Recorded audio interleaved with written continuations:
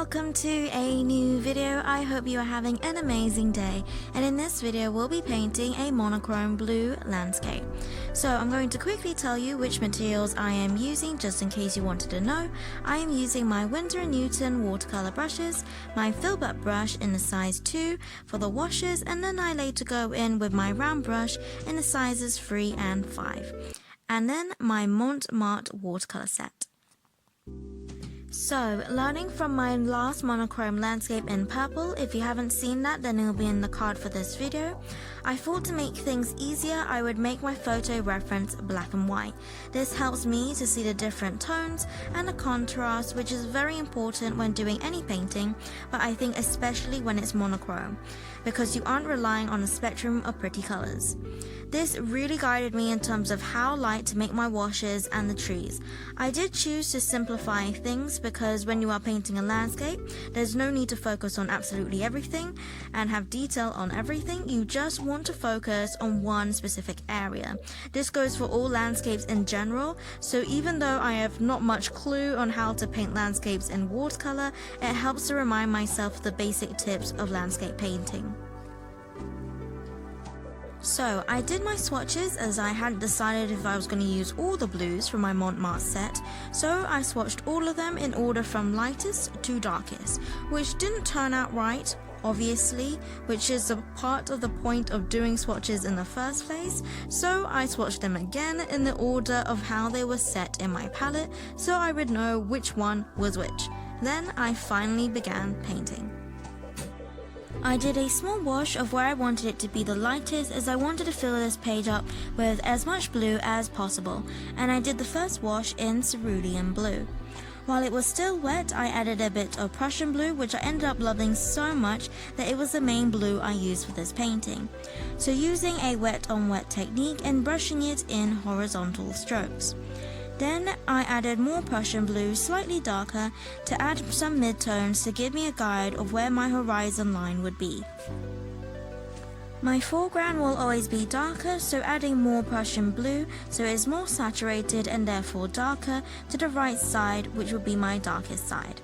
I did some short strokes to give some loose shrub grass-like suggestion on the ground along the bottom of my page. Most of this is Prussian blue, so I'll just say blue. If it's a different blue, then I'll let you know. Then I darkened my horizon line with more blue, and since there was a huddle of trees together on the right, I started painting in the branches and trunks. And I added more blue to make this even darker.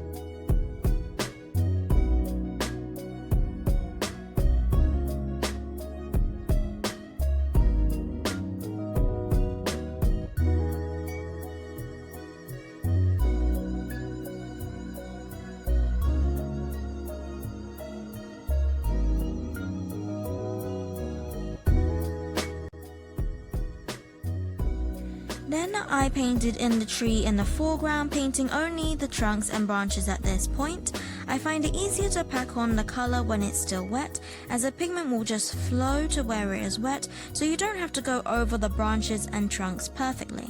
Then I added more pigment to make it darker, as I'm trying to focus on getting that contrast. I added more detail to the ground with some short strokes.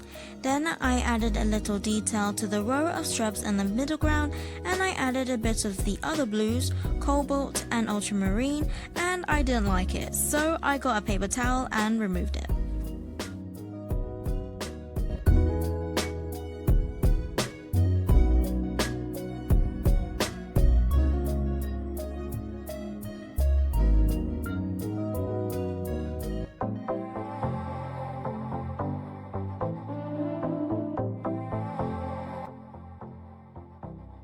Now for the leaves, so keeping it very loose, I added some splodges, making sure to leave some gaps so that it wasn't one big blob, and I did this for the rest of the trees.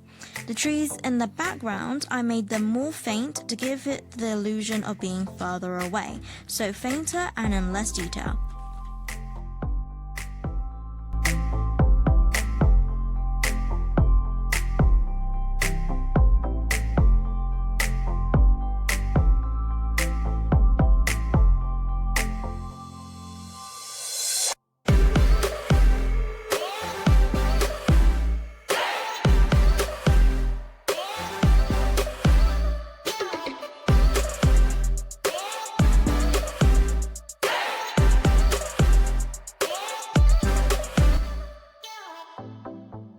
Then I added more grass details to the ground, and once the first layer of the leaves was dry, then I painted in the shadows of the leaves.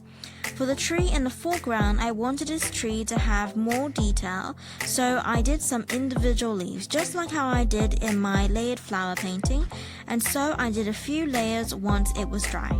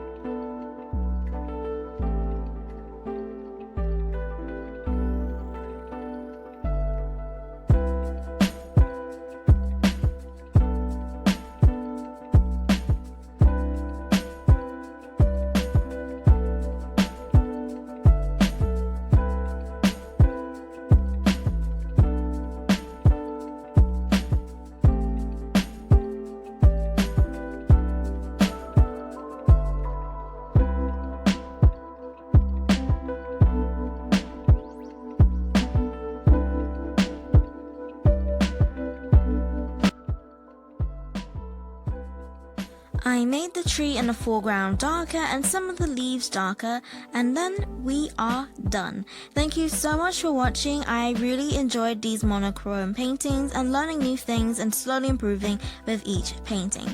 The next video will be a green landscape, so don't forget to subscribe to see more videos like this. And as always, God bless, and I'll see you later.